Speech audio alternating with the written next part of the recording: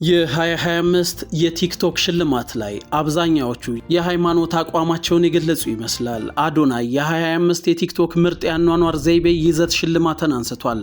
አዶናይ የምርጥ የአኗኗር ዘይቤ ይዘት ወይንም ቤስት ላይፍ ስታይል ኮንተንት ሽልማትን በተቀበለበት ሰዓት ላይ እንዲህ የሚል ንግግር አድርጓል።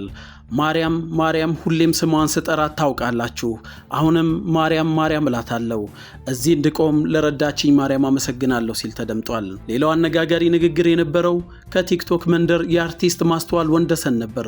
ጌታን ተቀበሉ ስትል ተደምጣለች። ከሽልማት ሰጪዎች መካከል አንዷ የነበረችው የአዲስ አበባ እግር ኳስ ፌዴሬሽን ምክትል ፕሬዝዳንትና አርቲስት ማስተዋል ወንደሰን በመድረክ ላይ የሰጠችው መልእክትም ብዙዎችን አነጋግሯል።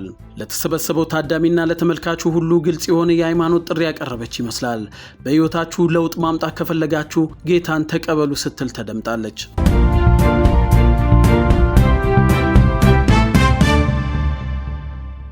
በኢትዮጵያው የቲክቶክ ሽልማት ላይ 3 ሰዎች አንድ ሽልማት ተቀባብለዋል።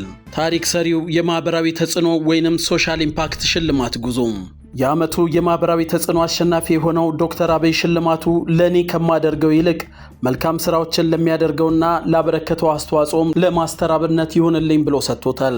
ነገር ግን ታሪኩ እዚህ ላይ አላበቃም።